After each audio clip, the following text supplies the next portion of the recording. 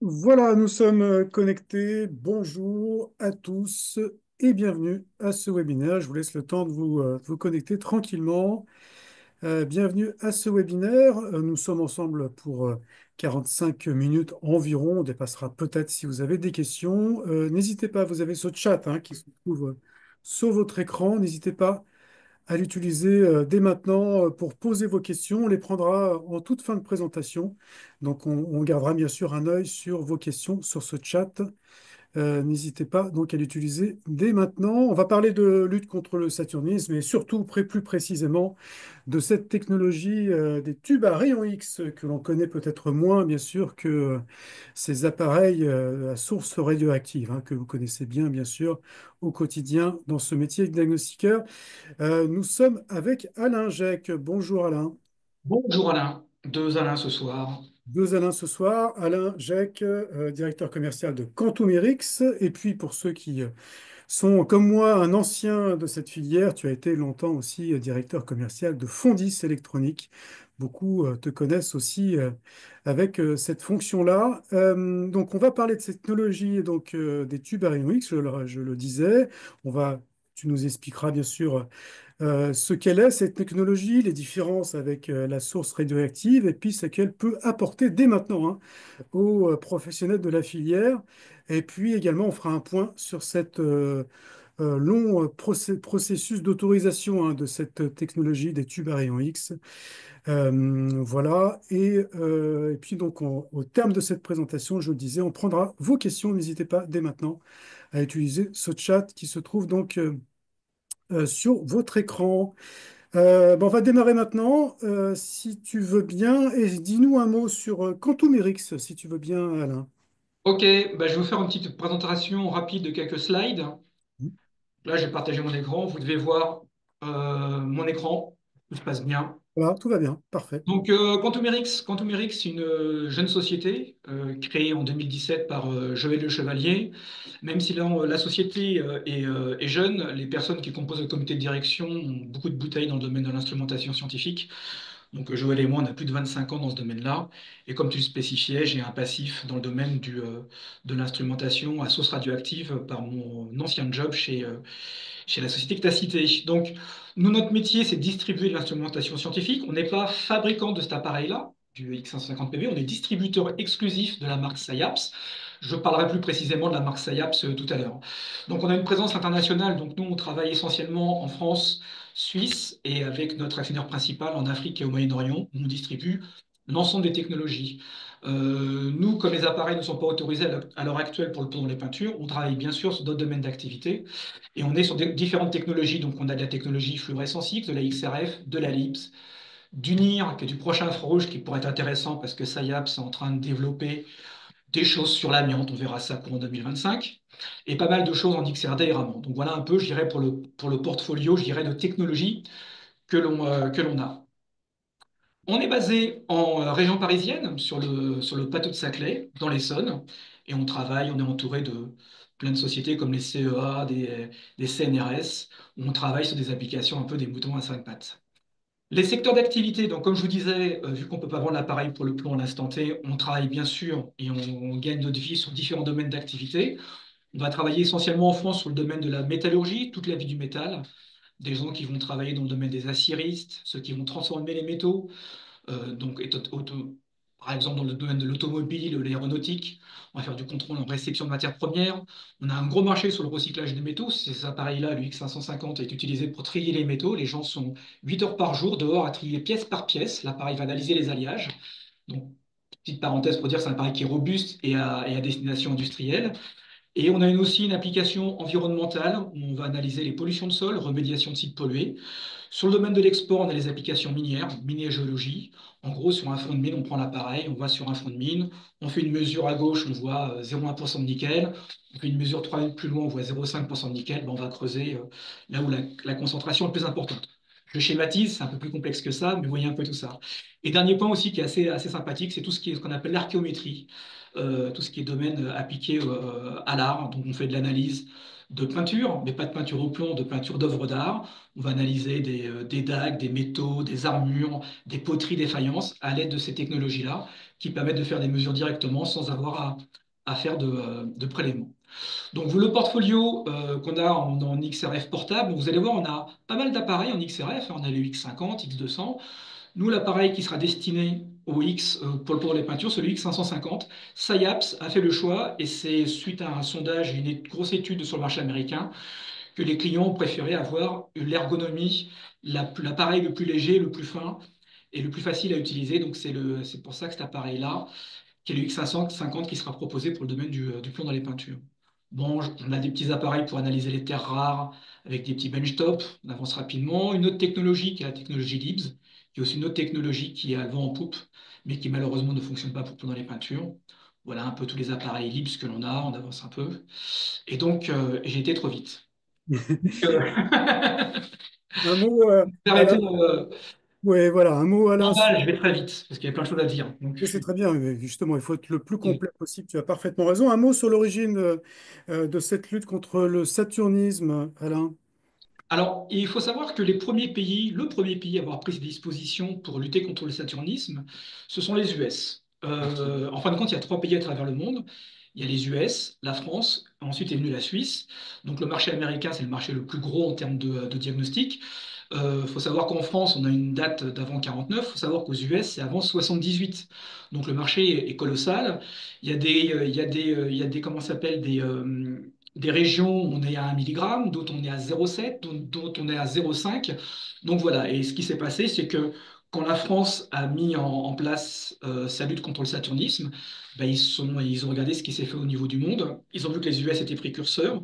Donc en gros, ils ont fait un copier-coller en termes de type de technologie, de la XRF à source radioactive, et ensuite ce fameux seuil de 1 milligramme qui a été demandé pour initialement l'ERAP qui est venu après le CREP ou le DRIP.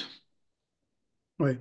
Alors, comment les Américains ont-ils eu cette autorisation pour vendre notamment le X550 Alors, PB précisément? Voilà. exactement. Alors, ce qu'il faut savoir, c'est que aux US, il y a comment ça s'appelle, une autorité, hop, Hmm.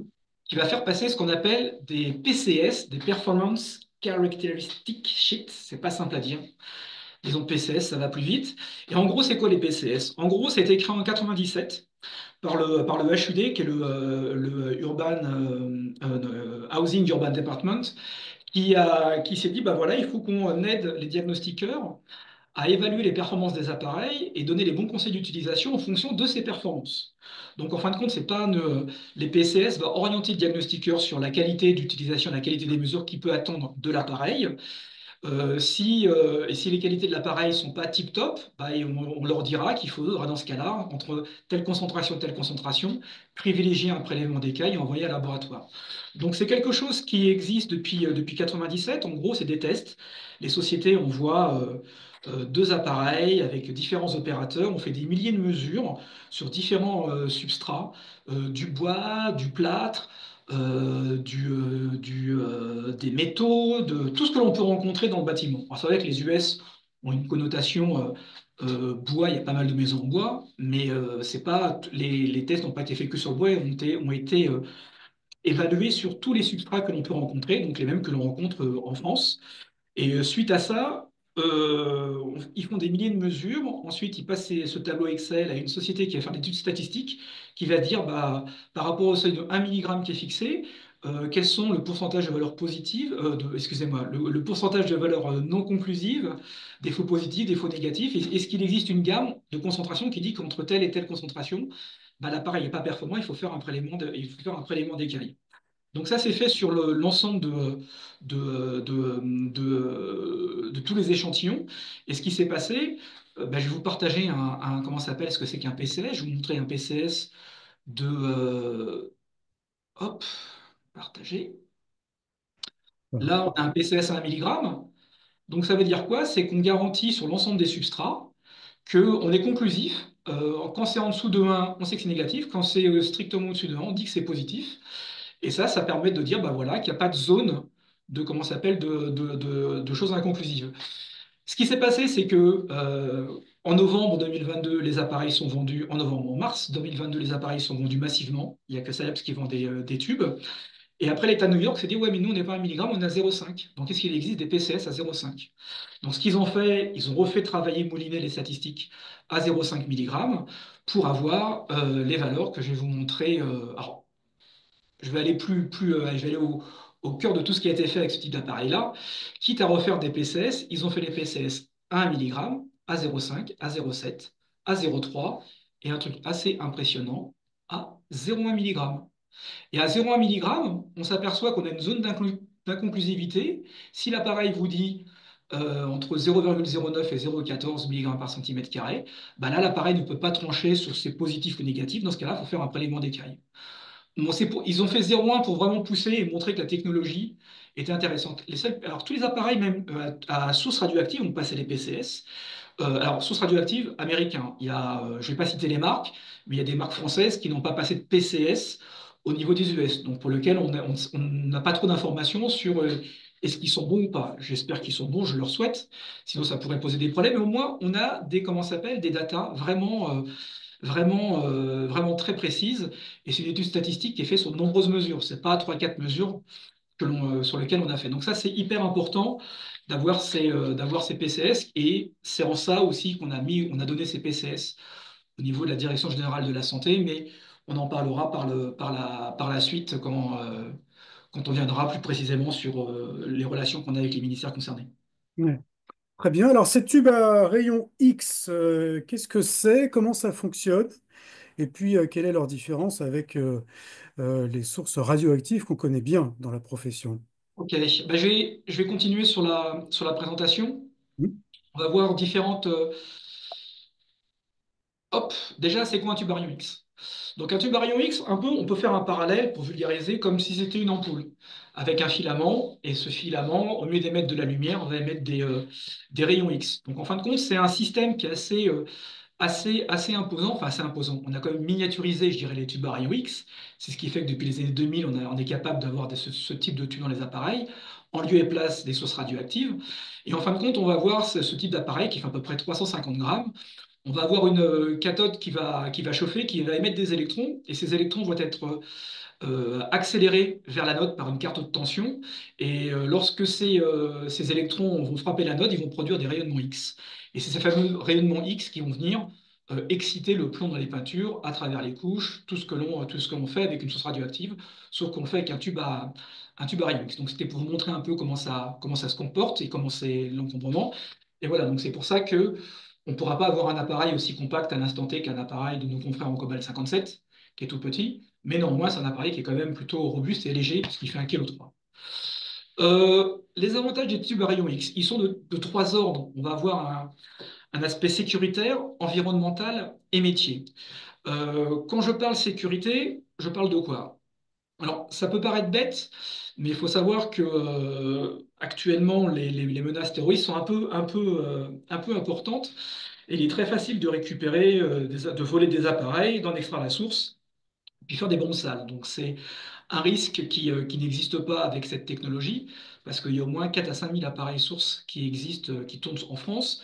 Il y a à peu près une centaine de sources orphelines.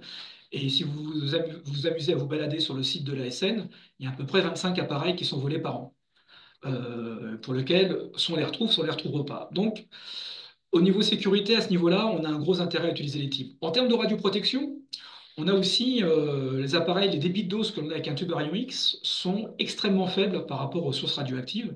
J'ai à disposition les documents, ce qu'on appelle les débits de dose au poste de travail pour ce type d'appareil-là. Je pourrais les envoyer aux personnes qui me demandent. Ils les compareront avec leurs instructions de sécurité qu'ils ont par leur appareil, soit Cobalt 57, soit Canon 109. Ils verront qu'on a un facteur quasiment 10 en ce qui concerne, je dirais, la radioprotection. Et je parlais des vols. Quand on se fait voler une source, les gens qui ont connu ça, c'est la galère, c'est compliqué, c'est très très compliqué à gérer de manière administrative. Et puis c'est un peu, si ça arrive une fois, ça va, mais si ça arrive deux fois, on peut avoir des conséquences sur l'activité, je dirais, de diagnostic. On a vu l'aspect sécurité, l'aspect environnemental. Alors, ce qui est intéressant, c'est un tube à rayon X, c'est comme une ampoule, ça se recycle. À contrario d'une source radioactive, qui est un élément qui ne se recycle pas. Il y a une gestion des déchets qui se fait par l'ANDRA, et tous ceux qui ont un appareil à source quand ils signent leur visa favorable auprès de l'IRSN, il y a un engagement de reprise de source. Par exemple, si la société qui vend les appareils à tube, à source, excusez-moi, ou à Cobalt 57 ou Canon 109 n'existe plus, une partie du montant du remplacement de source est provisionnée par l'ANDRA pour pouvoir payer éventuellement comment ça s'appelle, le déchet de ces sources radioactives. Un tube, bah, plus de source orpheline, ce qui est plutôt sympathique. Et en plus, ce qui est intéressant, c'est qu'au niveau environnemental, c'est qu'on a une approche qui est un peu plus durable dans le domaine du diag, parce qu'il faut savoir qu'en France, les appareils de fluorescence X portables qui utilisent encore des sources, ce n'est que dans le domaine du diagnostic immobilier. Il y a 20 ans, l'industrie, l'environnement, les applications minières ont switché directement sur les tubes à rayons X, parce qu'il n'y avait pas de souci à le faire. On va s'apercevoir, on en discutait tout à l'heure, que c'était pas aussi simple dans le domaine du plomb dans les peintures, sauf que maintenant, là, il existe une alternative proposée par SciAps et par Quantum RX. Les avantages professionnels, donc ça, c'est ce qui est un peu plus intéressant pour la profession. Une simplification administrative. Alors, on émet des rayons X, donc on est toujours soumis à déclaration auprès de l'ASN. Ça ne change pas. Par contre, on n'aura plus du tout les visas favorables et les échanges de demandes de formulaires avec l'IRSN. Donc on oublie. On n'a plus besoin d'avoir le visa favorable pour se faire livrer la machine ou avoir le tampon pour faire son remplacement de source. On n'a plus de cahier de mouvement à renseigner, plus de coffre-fort coupe-feu 2 heures, plus de stockage, plus d'extincteurs. Donc, on peut prendre au niveau de la mobilité, on peut prendre le métro, on peut prendre l'avion, le train, ce qui était beaucoup plus compliqué avec une source radioactive. Et quand on a une source radioactive, l'opérateur doit le remettre dans son lieu de stockage tous les soirs. Donc, un diagnostiqueur doit ramener son appareil sur son lieu de stockage. Avec un appareil à tube Arion X, il peut le garder chez lui, il n'y a aucun souci.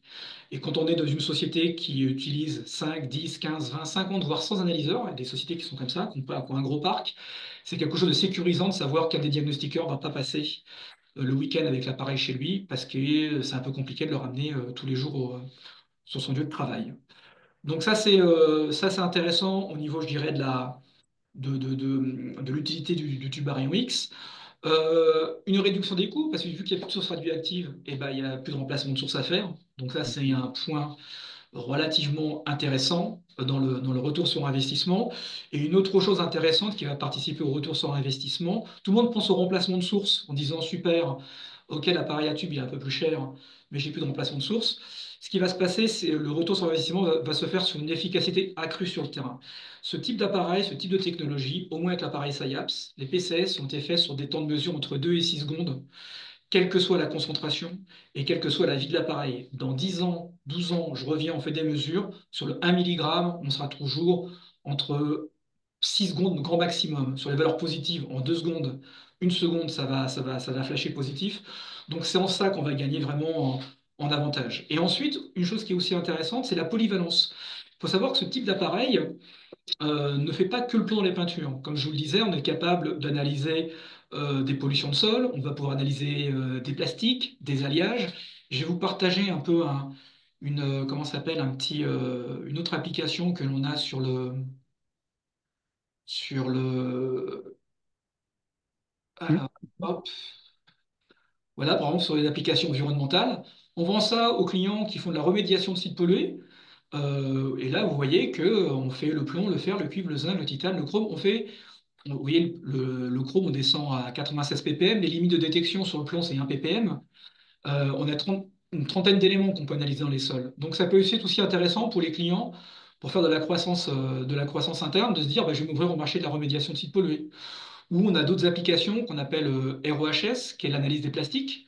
Pourquoi pas, avec ce type d'appareil-là, les OHS, on va pouvoir analyser le chrome, le brome, le mercure, le plomb, enfin, différents éléments, et faire du tri, par exemple, dans le cas du diagnostic PEMD, bah, de pouvoir orienter le circuit de déchets en disant bah, ça c'est du PVC, c'est chloré, ça c'est bromé, ça c'est plombé. Donc on peut donner de l'information et on peut faire pas mal de choses avec ce type d'appareil-là. Vraiment, les domaines d'application sont extrêmement vastes. Hop, je retourne sur la présentation.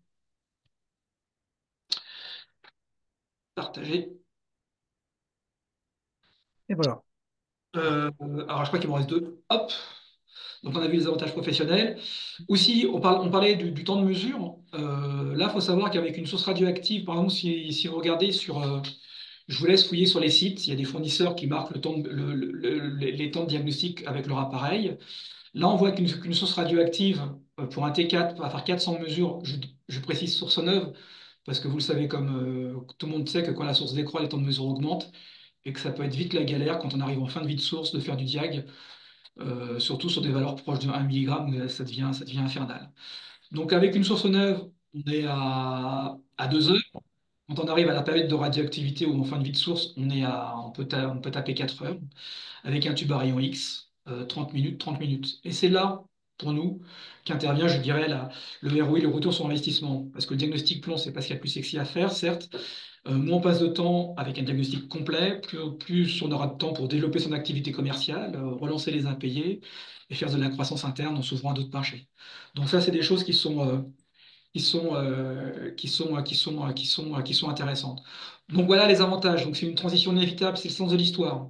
Quoi qu'on en dise, l'arrêt de l'utilisation des sources radioactives, ça a déjà été fait aux US. Je vous rappelle qu'il y a le plus gros marché. Il n'y a pas de raison que les autres pays ne suivent pas le mouvement. Et c'est une attente du marché qui est très importante.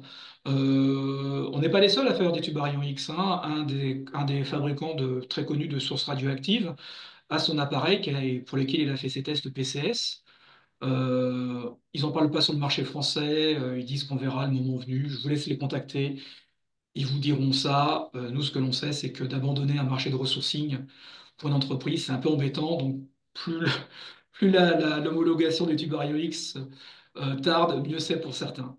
Voilà, nous, on se bat au contraire pour que ça aille rapidement. Et puis en termes de conformité de sécurité, on est bien plus précis et plus rapide avec un faire du crêpe ou du contre-la-montre. On verra ça par la suite. Voilà par rapport ce que c'est qu'un tube et les avantages avantages tube versus source. Bon. Très merci Alain. Déjà pas mal de questions, donc on va prendre le temps à la fin de cette présentation pour y répondre. Beaucoup de questions effectivement tout à fait pertinentes sur ce sujet de la technologie des tubes à rayons X, alors qui a été interdite en 2005 par l'ANSES, enfin l'AFSE à l'époque. Qu'est-ce qui s'est passé en 20 ans pour que aujourd'hui on soit ensemble à en parler, Alain? Bah, ce qui s'est passé, c'est que,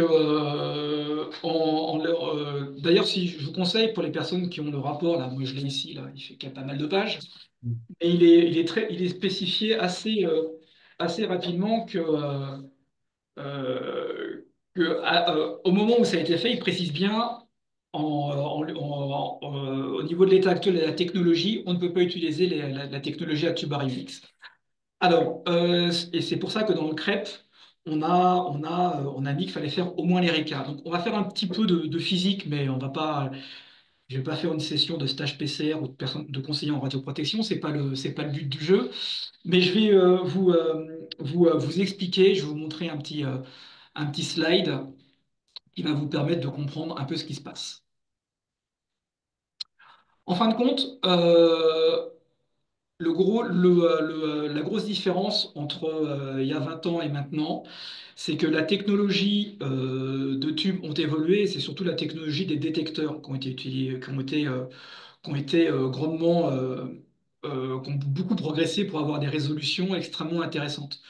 Quand je vous parlais par exemple de pouvoir faire voir un ppm en limite de détection de plomb dans un sol, c'est quelque chose qui est lié parce qu'on a des détecteurs qui ont changé. Et à l'époque, on n'avait pas les tubes qui étaient vendus, c'était des tubes qui étaient soit des tubes de 2 ou 4 watts, avec un détecteur SI-PIN, qui n'était pas du SDD. Les SI-PIN, c'était vraiment des détecteurs d'ancienne génération qui n'étaient pas aussi résolutifs et qui ne permettaient pas d'analyser une chose intéressante. Ce que l'on faisait avec les détecteurs SI-PIN, les premières générations, je ne sais pas si on voit ma souris sur le slide quand je la bouge, On la voit, on la voit, on la voit. on faisait l'arrêt L-alpha et L-bêta. Donc on faisait uniquement ça. Et le problème de ne faire que ça, quand le plomb était en surface, il n'y avait aucun problème. On donnait la concentration. Mais dès qu'on avait une couche de papier peint ou plusieurs couches de peinture, de la moquette murale, ou éventuellement un parasitant qui est le blanc de zinc, le blanc de zinc c'était une tannée pour ces appareils à tube de l'époque, Pourquoi? Parce que quand la céruse a été interdite d'utilisation en 48, il a bien fallu remplacer cette céruse, ce blanc de plomb, par un autre oxyde pigmentaire. Donc on l'a remplacé par le blanc de zinc, qui a été après remplacé par du blanc de titane. Donc pendant cette transition, on pouvait avec un appareil à tube Arion X, vous pouviez avoir une couche de 10 milligrammes recouverte de blanc de zinc, une peinture blanc de zinc, une faible couche. On faisait une mesure avec un appareil à tube Arion X, et ben ça vous mettait 0 mg. Pourquoi? Parce que le tube excitait bien le plomb, mais les rayonnements de fluorescence du plomb étaient arrêtés étaient arrêtés par le zinc. Donc sur le détecteur, on excitait, on recevait aucun signal, on mettait 0 mg. Mm. Ce qui est bien problématique quand on fait un constat de risque d'exposition au plomb, de ne pas avoir l'information s'il y a du plomb ou pas. Si on met un coup de perceuse ou un coup de meuleuse ou quoi que ce soit, on dissipe de la poussière de plomb qui est extrêmement, encore plus toxique que le fait d'ingérer des écailles de peinture pour les enfants. Ce qui s'est passé, c'est qu'avec la nouvelle technologie, SciAps, avec cette technologie de détecteur, on peut maintenant analyser une raie L-gamma. Et cette fameuse raie L-gamma, c'est une raie qui est beaucoup plus énergétique et qui va permettre de repasser toutes les couches de peinture ou de papier peint et de plus être parasité par le blanc de zinc. Donc c'est ça le grand truc. Mais c'est pas le tout d'avoir un tube de 5 watts, un super détecteur qui fasse tout ça. Le gros du travail qu'a fait SciAps pendant 2 ans, ça a été développer des algorithmes qui permettent de fonctionner. Donc c'est pas le tout d'avoir les appareils qui font maintenant des tubes de 5 watts avec des détecteurs SDD. Il y a plein de fournisseurs à travers le monde qui font ça. Maintenant, avoir la technologie, les algorithmes qui permettent de voir du plomb à travers des couches et à travers du blanc de zinc, ça c'est une autre paire de manches. Et on voit très bien que lors du PCS, on voit que ça, on a réussi à passer haut la main les tests. Et moi, on sera présent au rendez-vous du diagnostic immobilier en mars, j'ai fait vraiment une planche maquette où il y a pas mal de substrats. Et on voit un peu ce qu'on arrive à voir avec des épaisseurs, de la moquette murale. On voit très bien qu'on arrive à voir le plomb à l'arrière. Et en plus, comme on fait les L alpha, L bêta, L gamma, on va aussi avoir une information sur l'indice de profondeur. On va pouvoir savoir si le plomb est en surface ou s'il est en couche. Donc ça, c'est une notion qui a aucun intérêt pour le crêpe ou le drip, mais qui peut avoir du sens pour le contrôle avant travaux. Donc ce que je disais, euh, ce qui est important, c'est essentiellement voilà, les algorithmes. C'est ce qui fait la différence. Même si on a un appareil qui fait les L gamma, il faut savoir utiliser les algorithmes pour bénéficier, je dirais vraiment de l'atout de cette raie qui va se comporter, entre guillemets, je mets des grosses guillemets, comme des Ricard. Donc, on va pouvoir avoir l'information qui va revenir. Là, d'ailleurs, on le voit, hein, on sait peut-être pas, on voit pas très bien, mais la raie gamma est 7 fois plus pénétrante que la raie alpha et 2,5 fois plus pénétrante que la raie bêta. Donc, on a pas mal de choses par rapport à ça. Donc, c'est la grosse différence qu'il y a. Voilà. Merci Alain. Alors, où en est-on de cette procédure d'autorisation? Alors, au niveau de la procédure, donc, ce qui s'est passé, c'est que nous, on était dans le secret des dieux auprès de SciAps, hein, parce que Don Sackett, qui est le fabricant qui est le boss de SciAps, dès que Quantumeric s'est monté en 2017, on lui a dit fais-nous un appareil pour le plomb dans les peintures, parce qu'on on connaît bien le marché. Il nous a dit je ferai jamais un appareil avec une source radioactive, c'est trop la galère. Les fournisseurs de sources, il y en a de moins en moins. C'est une tannée en exportation, c'est trop compliqué. Il me dit, si je fais quelque chose, ça sera avec un tube Arion X. 5 ans après, il nous sort le X 550 PB. Et je vais vous montrer un peu un slide qui va vous montrer un peu comment ça s'appelle, le parcours concernant un peu l'état d'avancement. Donc, en mars 2022, commercialisation des appareils. Et dès que l'appareil est lancé, je prends attache auprès de la Direction générale de la santé. Je leur envoie, je trouve les coordonnées de la personne compétente pour gérer ce dossier-là. On a un entretien téléphonique. Je lui laisse un message un vendredi. Le lundi qui suit, il m'appelle. Il me dit, j'ai bien reçu l'ensemble des documents. Recontactez-moi. Je vous recontacte dans 3 semaines. Et si dans 3 semaines, vous n'avez pas de mes nouvelles, vous me rappelez. 3 semaines après, il a envoyé une invitation à Teams pour faire une présentation. Et lorsqu'on a fait cette présentation, on a été étonné d'avoir 5 personnes de la DGS qui étaient présentes et qui connaissaient bien, très très bien, qui avaient bien bossé le dossier. Donc eux ils disent bah c'est bien beau, mais nous on peut pas mettre dans les textes de loi parce que ça marche aux US, ça marche en France. Donc ils nous ont demandé, donc ils ont mis en place ils ont voulu faire tester l'appareil. Donc, ils ont dû trouver un organisme pour pouvoir faire ces tests. Donc, ils ont pris le LNE, qui était le laboratoire national d'essai, qui avait fait en 2023 déjà les tests, qui montraient que les tubes Arion X de l'époque n'étaient pas adaptés. Donc c'était un peu compliqué, ça a pris du temps, hein. Les ministères, c'est un peu compliqué. Ils ont dû faire un cahier des charges, faire un appel d'offres pour savoir qui allait être retenu pour faire les essais, trouver des sous qui n'étaient pas prévus pour faire payer ce LNE, parce que c'était hors de question que ça soit Quantumérix qui paye ces tests. Donc tout ça se fait, en juin, le cahier des charges est rédigé. Septembre 2022, la commande est passée. Et nous, dès janvier 2023, on va apporter notre appareil auprès du LNE, donc on les forme sur l'utilisation. Avril 2023, fin des tests. Juin, le LNE transmet le rapport à la DGS. En septembre, réunion DGS-LNE. Et en novembre, réunion de travail DGS Quantumérix. Donc là, on pensait que ça allait s'accélérer. Et puis on a été un petit peu déçus parce qu'ils nous ont dit, bah voilà, nous, on ne peut pas prendre la décision de modifier l'article 2 du CREP.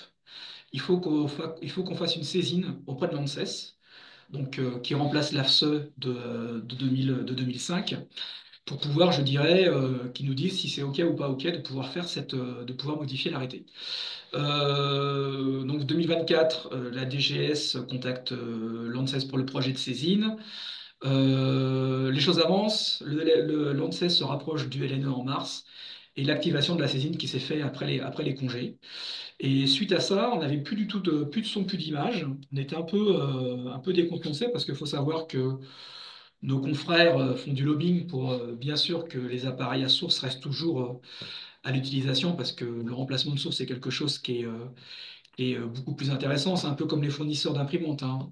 On livre l'imprimante et puis on fait de la marge sur le consommable. C'est un peu ce qui se passe pour les appareils à source. Donc voilà, donc on a refait un document, on a fait un email dès janvier et le lendemain on a eu une réponse comme quoi la DGS se rapprochait de l'ANSES pour avoir un calendrier précis. Logiquement, on devrait être audité prochainement avec un objectif que l'ANSES donne son avis avant cet été. Donc moi, je croise les doigts pour que durant les RVDI, il y ait quelque chose qui soit annoncé parce que c'est beaucoup de travail, mais on sent aussi que les lobbying adverses sont aussi puissants. Donc c'est normal, hein, chacun fait ce qu'il faut. Mais bon, le sens de l'histoire, de toute façon, c'est qu'une question de temps. Mais voilà, faut pas que là, ça va faire 3 ans. C'est beaucoup de temps, beaucoup d'énergie. Les tests du LNE qui ont été faits montrent que ça fonctionne. Les PCS montrent que ça fonctionne. Il n'y a aucune raison que la France ne suive pas ce qu'elle a toujours fait depuis le départ sur la lutte contre le saturnisme, de suivre les US par rapport à ça. Donc voilà un peu où on en est. Merci Alain. Patrick, oui, on va répondre à cette question importante du coût hein, de cet appareil par la suite. Mais donc pas d'autorisation, on l'a bien compris. Alors on ne peut pas utiliser cette technologie, alors si je comprends bien Alain. Alors en fin de compte, on va pouvoir l'utiliser dans un cadre très précis. Mhm.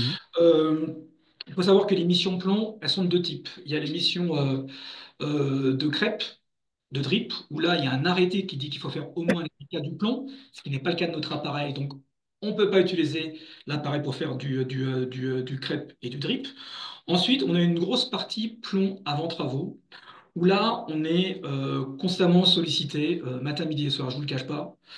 Les gens disent, moi, je ne fais pas du crêpe, je fais du contrôle avant travaux. On suit une norme, la XP 46035. Je dis oui, mais bon, c'est quand même une norme. Enfin, faut faire attention quand même, parce que dans la norme, il précise qu'il faut faire au moins les RECA. Et les gens nous disent oui, mais moi, je veux l'acheter parce que moi, je peux très bien. La norme, c'est une norme qui n'est pas d'obligation, qui n'est pas d'application obligatoire. Et donc là, il y a un flou juridique. Alors, il y a un flou juridique. on pense qu'il y avait un flou juridique, donc nous, on n'est pas sachant à ce niveau-là. On s'est entouré d'un cabinet que tu connais qui intervient souvent sur Diegactus, c'est le cabinet Di Angelis, et on a travaillé avec Maître Desmurs pour dire, bah voilà, nous, on fait des refus de vente parce qu'on ne veut pas le vendre contre la vente travaux. Les clients nous disent oui, mais la norme n'est pas d'application obligatoire. Je peux mettre comment ça s'appelle une exclusion si je veux, etc. Donc, on a mandaté le cabinet. On a travaillé ensemble pendant pas mal de mois. Et maintenant, on est capable de faire. On a fait des devis pour les personnes qui veulent acheter l'appareil pour le contrôle avant travaux. Mais comme tous bons avocats, on a la ceinture et les bretelles. Et en gros, ça dit quoi? Ça veut dire qu'on peut, si les personnes veulent l'utiliser dans le cadre de la 46035, avant travaux, il faut que les deux parties, le donneur d'ordre et le client final, enfin le donneur d'ordre et l'exécutant, précisent bien qu'il y aura un domaine d'exclusion au niveau de la norme concernant le type d'appareil utilisé. Et ça, alors, je pourrais vous communiquer le document. Il y a sur un devis qui fait une page, l'autre page, elle sert à toutes les clauses qui concernent, je dirais, la XP45. Je vous donne la conclusion. En l'état actuel de la réglementation et sous réserve de ses possibilités d'évolution future, dont la société Quantumérique ne saura en aucun cas répondre, la norme NFC 46035 n'était pas d'application obligatoire. Il est possible, avec l'accord écrit de votre donneur d'ordre dûment et clairement informé de l'objet et de la portée de cette dérogation express, de prévoir pour la seule réalisation des mesures effectuées dans le cadre d'une mission de recherche de plans avant travaux dans le revêtement de la construction, entre parenthèses, à l'exclusion du crêpe et dribble, l'utilisation d'analyseurs X550PB en lieu et place de l'appareil portable fluorescence X capable d'analyser au moins la RICA, notamment imposé par l'article 7.3 de la norme X46035. Donc en gros, il faut qu'on peut utiliser l'appareil à condition que les deux personnes acceptent cette dérogation express sur la norme. Voilà, c'est chacun après prend ses responsabilités. Nous, c'est vrai que c'est un peu compliqué de dire non. Donc, les gens si les donneurs d'ordre si les deux parties prenantes acceptent, bah, c'est une relation commerciale. Après, chacun fait ce qu'il veut. Mais quoi qu'il en soit, pour le drip et crêpe, no way tant que l'arrêté ne sera pas modifié. Petite précision de la DGS qui m'ont bien dit que quand l'ANSES aura donné sa saisine, si elle est positive, enfin si les conclusions, excusez-moi, si les conclusions sont positives, la DGS, qui en plus travaille avec la DGT maintenant, hein, au niveau des ministères, fera le maximum pour faire modifier l'arrêté. Et la chance que l'on a, c'est qu'un arrêté, c'est pas un décret, c'est pas une loi. Donc à partir du moment où il y a un avis de l'ANSES qui est positif, ça peut se faire dans le mois qui suit ou les jours qui suivent. Hein. C'est pas plus compliqué que ça.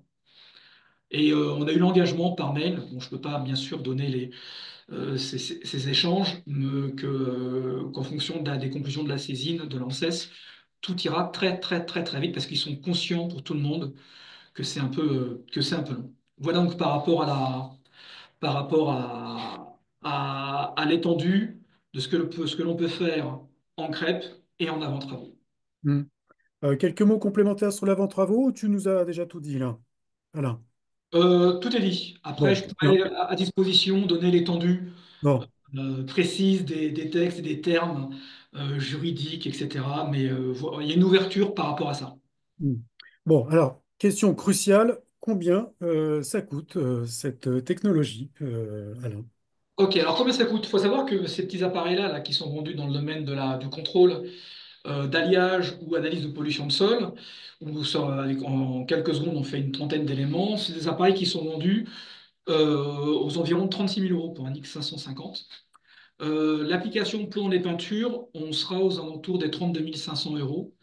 Tout sera bien sûr à affiner le moment venu, mais c'est les ordres d'idées.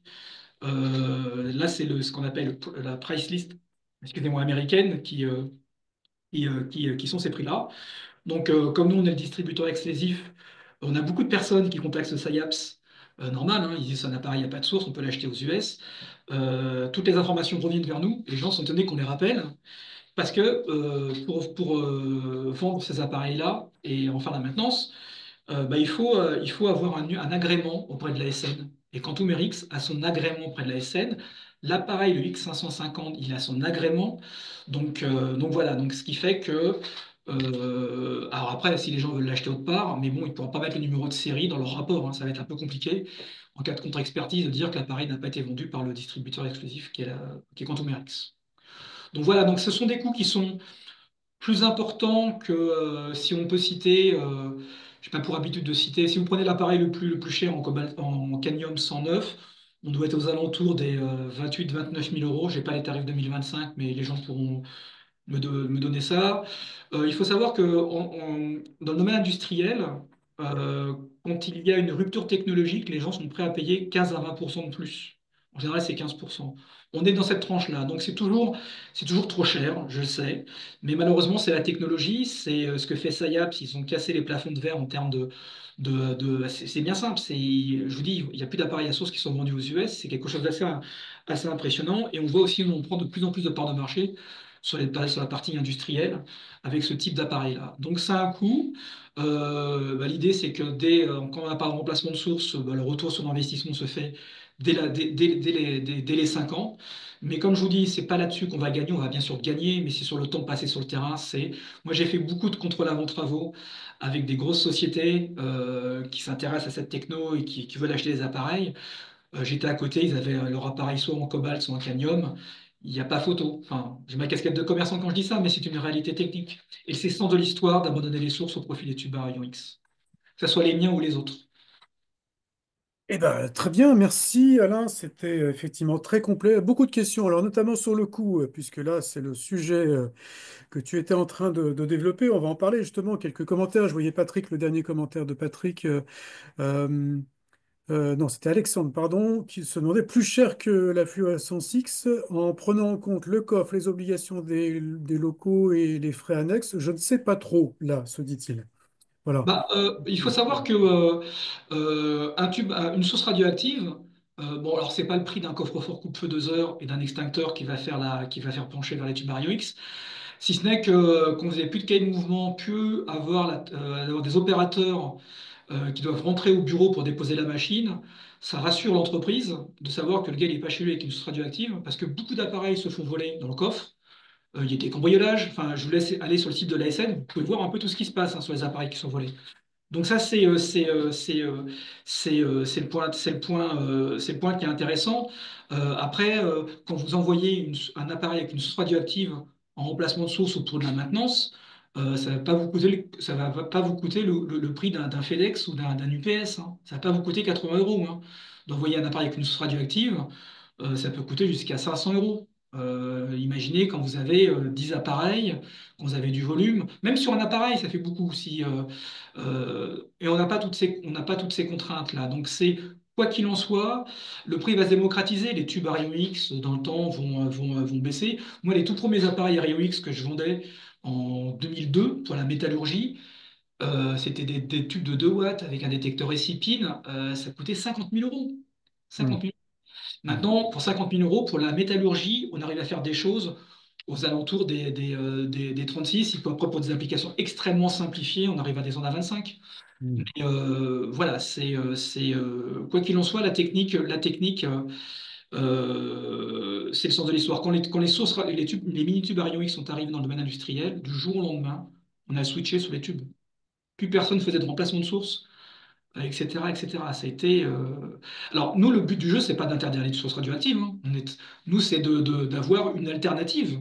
On sait très bien que la personne qui fait du diag, qui achète son appareil, on va pas lui interdire d'utiliser son appareil à source, hein. C'est d'avoir une alternative, de dire bah voilà, il existe une technologie qui permet de faire ça. Voilà, vous avez le choix maintenant. Faut-il être PCR? Je voyais la Tout question à là. fait. Tout à fait. Comme j'expliquais, tout ce qui émet des rayons X, soit par un tube à rayons X, soit par une source radioactive. Alors, il faut savoir que le phénomène de fluorescence X, les XRF, c'est global, c'est soit l'excitation se fait soit par une source cadmium ou cobalt, soit par un tube barium X. Donc ça reste une émission d'X. Et on est soumis à déclaration auprès de l'ASN. Maintenant, ça se fait sur téléservice ASN, c'est très simple à faire. Vous devez justifier d'avoir, ça s'appelle maintenant un conseiller en radioprotection, mais par habitude on dit PCR. Et maintenant, il est tout à fait possible d'externaliser cette fonction de PCR pour 35 euros par mois. Je vous donnerai les organismes qui font ça, qui gèrent tout, le montage du dossier, les contrôles annuels. Ils gèrent tout de A à Z. C'est la sécurité, c'est la sécurité pour la personne de plus à être depuis à s'occuper de ça.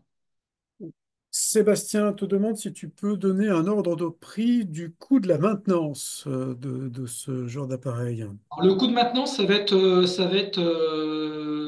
la casse.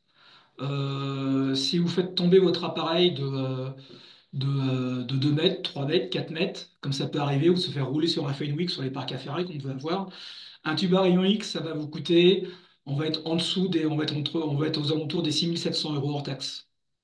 Un tube à rayon X, un appareil à tube à rayon X, l'espérance de vie d'un appareil, c'est entre 12 ans. Il faut savoir que nous, dans le domaine du recyclage, c'est des gens qui vont trier des métaux matin, midi et soir, qu'il pleut, qu'il neige, qu'il vente. C'est pas des enfants de cœur à l'utilisation. Et en général, les remplacements d'appareils se font tous les 10 ans. Donc c'est autant vous dire que l'utilisation qui va être faite en comment ça s'appelle dans le diag, ça va être beaucoup, les appareils vont être beaucoup moins sollicités. Ces appareils-là sont vendus sur des fonds de mine où il y a de l'humidité, de la vibration, de la poussière. Ils font des centaines de mesures par jour. Et on n'a pas de maintenance. Donc c'est pareil, hein, si on fait tomber un appareil comment ça s'appelle, avec une source radioactive, bon, la source radioactive, elle ne jamais tomber en panne, hein, certes, mais le détecteur peut lâcher, ça fait des coups. Mais voilà, c'est la seule maintenance qu'on a sur cet appareil-là. Et ça, c'est en cas de panne, en cas de casse. Yann se pose la question de la fragilité du tube dans cette technologie. Non, c'est ultra robuste, comme j'ai expliqué, hein, les applications industrielles. Toutes les personnes à qui j'ai présenté les appareils ont été impressionnées par la qualité, la robustesse des batteries. Enfin, c'est quelque chose, voilà, enfin, faut le voir, sincèrement, les personnes qui viendront sur la RVDI, mais on a le retour déjà des gens qui sont déjà équipés appareils Asos, quand ils voient la techno et la robustesse, ils disent voilà, c'est vraiment un appareil qui a été pensé pour l'industrie initialement, ça n'a pas été fait pour le diag, parce qu'à l'époque, quand c'est sorti, ça n'avait pas pour vocation de remplacer les sources radioactives. Alexandre demande quelle durée de vie moyenne d'une ampoule et son prix. Eh ben, le tube à rayon X, on peut pousser jusqu'à 10 12 ans et ça coûte, à l'instant T, ça coûte 6 700 €.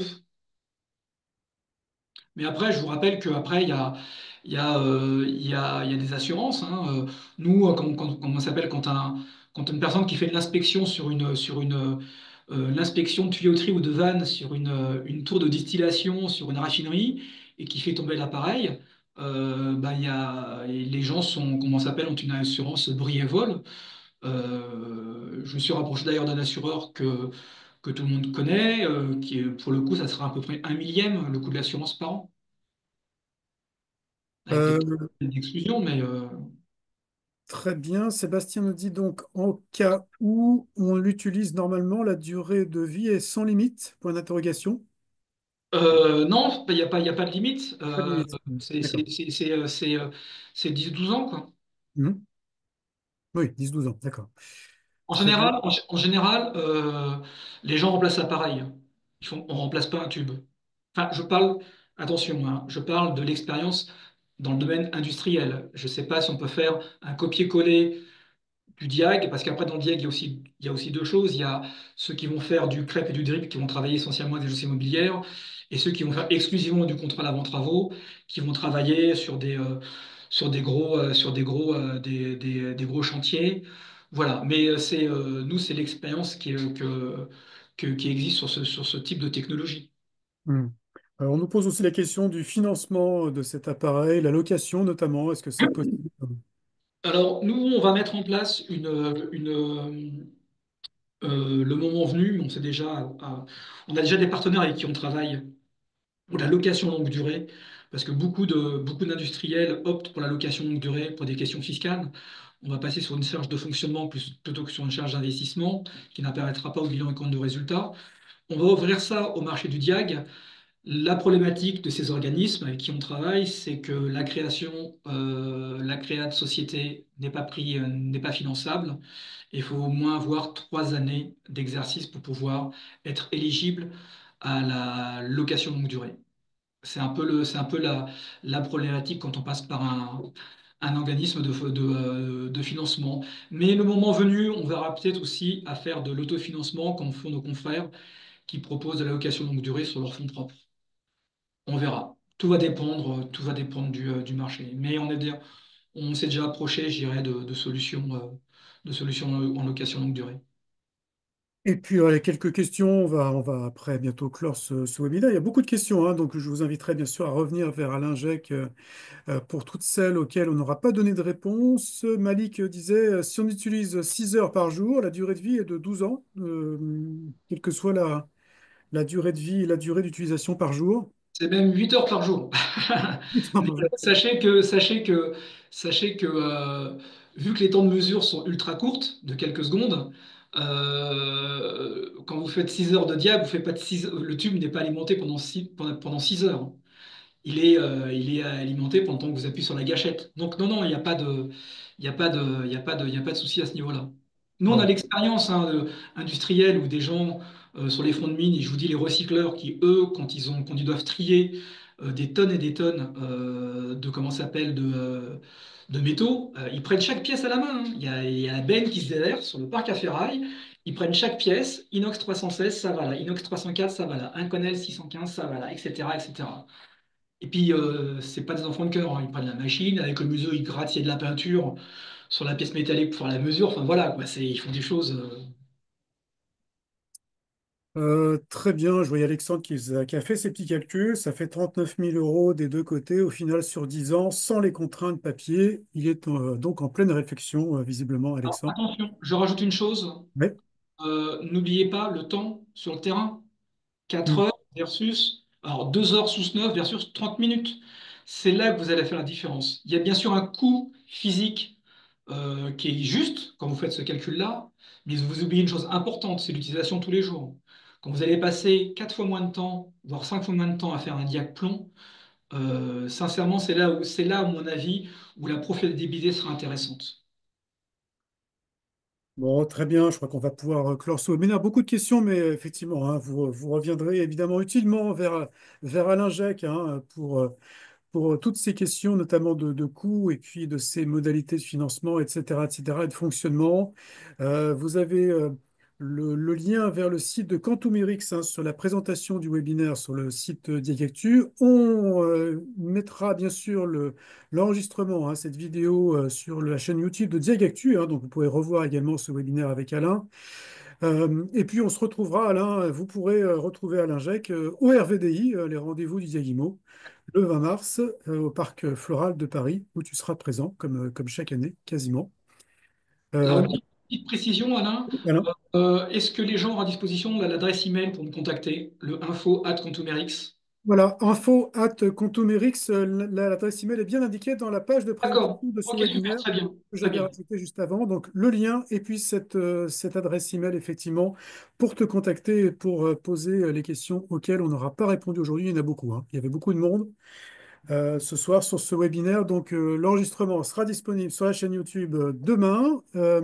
Et puis, donc, on se retrouvera le 20 mars, Alain, au rendez-vous du Diagimo. Tu seras présent avec un stand Contomerix. Si vous voulez d'ailleurs avoir une invitation pour aller au salon de Paris le 20 mars, vous allez sur le site Diagactu. Tout en haut à gauche, vous avez un petit logo RVDI. Vous cliquez dessus et vous vous inscrivez. Vous aurez votre invitation et votre entrée gratuite à ce salon des diagnostiqueurs, dont Diagnostu est co-organisateur, vous le savez, depuis toujours.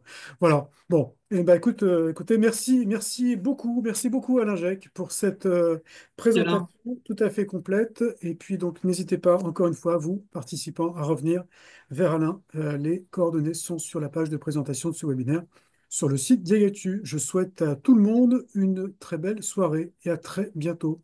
très Au belle revoir. soirée, à très bientôt à toutes et à tous. Merci Alain.